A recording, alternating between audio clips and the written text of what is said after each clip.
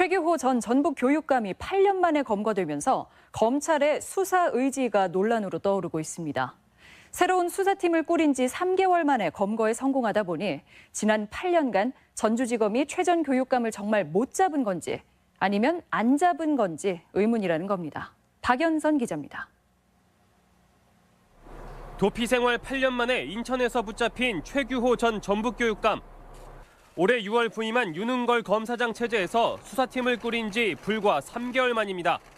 올해 8월부터 본격적으로 검거 활동에 착수해서 인천 연수구 모 식당 앞에서 체포를 했어요. 검찰이 짧은 시간 내 검거에 성공하자 전주지검의 노력을 평가하면서도 한편에서는 지난 8년간 검찰이 과연 검거 의지가 있었는지 의문이 일고 있습니다. 무엇보다 7순을 넘긴 고령자가 장기간 도피 생활을 하면서 숱한 흔적을 남겼는데도 검찰은 이를 제대로 추적하지 못했습니다. 새로운 수사팀이 3개월여 만에 최 전 교육감의 카드 사용 내역과 휴대전화 기록 추적에 성공한 점을 보면 이 같은 의심이 충분히 나올 법합니다. 1년 이상 인천 한 곳에 살면서 머리 염색을 하고 단골로 다니는 식당이 있었을 정도로 최 전 교육감이 거리낌 없이 생활을 이어간 점도 이전 검찰의 부실 수사를 말해줍니다.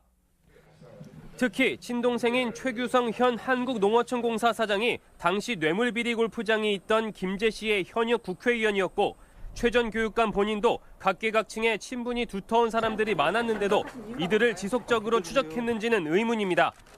이분의 가족이나 정치적 영향력의 배후가 있다고 볼 수밖에 없습니다.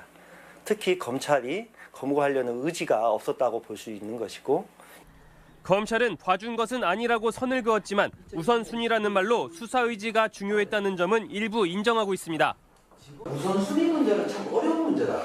이 사건이 중요하다고 생각했고 다른 사람은 다른 사건이 중요하다고 생각할 수도 있는 거고 직원들이 되게 좋아하더라. 자기들 굉장히 오해받았었는데. 숱한 소문과 봐주기 의혹을 넘기 위해서는 전주지검이 최 전 교육감의 혐의와 도주 행각에 대해 성역 없는 수사를 통해 이제라도 진실을 규명해야 한다는 지적입니다. MBC 뉴스 박연선입니다.